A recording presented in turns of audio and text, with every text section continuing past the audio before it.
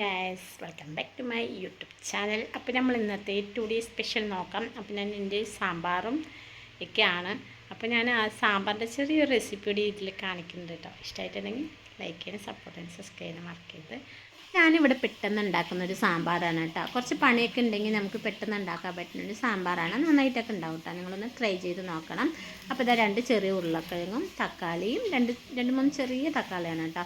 പിന്നെ ക്യാരറ്റ് ഉണ്ടായിരുന്നു 1, പിന്നെ കുറച്ച് മല്ലിയിലയും, പിന്നെ ഒരു വലിയ ഉള്ളിയും, പിന്നെ ഞാൻ ഒരു നെല്ലിക്ക വലുപ്പത്തിലാണ് തക്കാളി ഇട്ടിട്ടുണ്ടായിരുന്നത്. പിന്നെ കുറച്ച് പരിപ്പ് ഞാൻ വേവിക്കാൻ വേണ്ടി വേവിച്ചെടുത്തിട്ടുണ്ട് കേട്ടോ, മഞ്ഞൾപ്പൊടി ഇട്ടിട്ട്. ഇത് ഞാൻ കേബേജ് ഉപ്പേരി ഉണ്ടാക്കാൻ വേണ്ടി മുറിച്ച് വെച്ചാണ് കേട്ടോ. പിന്നെ ഇതാ ചട്ടി ചൂടായിട്ടുണ്ട്, അതിലേക്ക് ഞാൻ കുറച്ച് ഓയിൽ ഒഴിക്കുന്നുണ്ട്. പിന്നെ കടുക് ഇട്ടിട്ടുണ്ട്, പിന്നെ വെന്തയും, പിന്നെ കുറച്ച് ജീരകം കൂടി ഇട്ടിട്ടുണ്ട് കേട്ടോ. പിന്നെ 5-6 വെളുത്തുള്ളി ഇടുന്നുണ്ട്. ഗ്യാസ് ആവാണ്ടിരിക്കാനാണ്. പരിപ്പിൻ്റെ ഒപ്പം ഇട്ട് വേവിക്കുക ഞാൻ ചെയ്യുക. ഇപ്പം ഞാൻ ഇടാൻ മറന്നുപോയി കേട്ടോ. പിന്നെ വലിയുള്ളി, പിന്നെ ഒരു പച്ചമുളക് കൂടി ഇട്ട് നന്നായി വാട്ടിയെടുത്തിട്ടുണ്ട്. കുറച്ച് കളർ ചേഞ്ച് ആയ ശേഷം കുറച്ച് തക്കാളി, 2-3 തക്കാളിയാണ്, ചെറിയ തക്കാളിയാണ് കേട്ടോ. അപ്പോൾ അതുകൂടി ഇട്ടിട്ട് നന്നായിട്ട് മൂപ്പിച്ചെടുക്കുന്നുണ്ട്.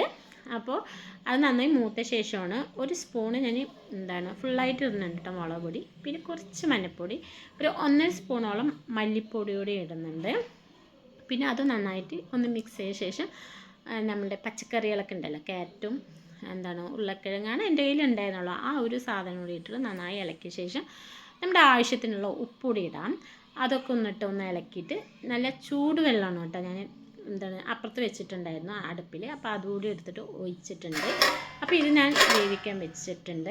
അപ്പോൾ ഏകദേശം വേകാനായിട്ടുണ്ട്. 3/4 വേവിച്ചപ്പോൾ നമ്മുടെ ആ നെല്ലിക്ക വലുപ്പത്തിലിട്ട പുളി ഉണ്ടല്ലോ, അതുകൂടി ഒഴിച്ചു. അതൊന്ന് ഇത്തിരി തിളച്ച ശേഷമാണ് കേട്ടോ ഈ പരിപ്പ് കൂടി ഒഴിക്കുന്നത്.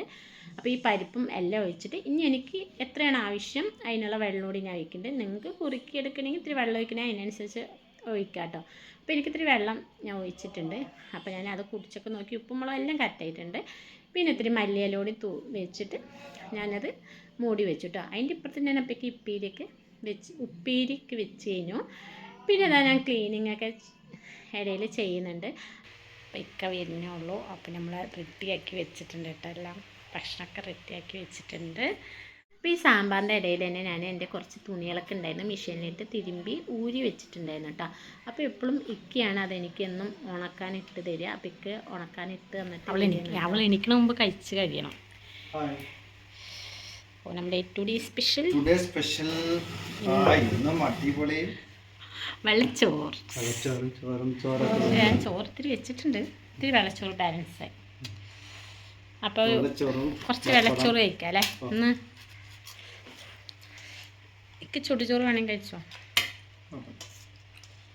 അപ്പോൾ നമ്മൾ വെള്ളച്ചോറാണ് ഇന്ന് ഇത്തിരി ബാക്കി. ഇന്നലെ നമ്മൾ ഒരു സംഭവം തൈര് തണ്ട് ഇവിടെ ഉണ്ട്, തൈര് ഇത്തിരി. അപ്പോൾ നമ്മുടെ സ്പെഷ്യൽ എന്തൊക്കെയാണ്?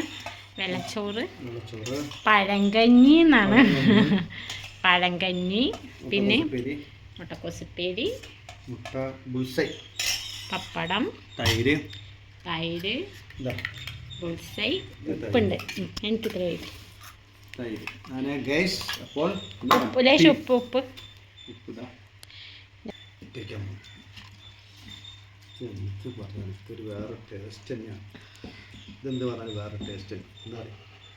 ഇന്നും വെള്ളച്ചോറ് തീർന്നിട്ട് എനിക്ക് ദേഷ്യം വരുന്നുണ്ടായിരുന്നു.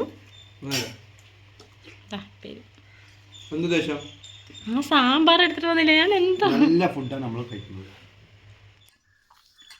സാമ്പാർ എങ്ങനെയുണ്ട് പറയും.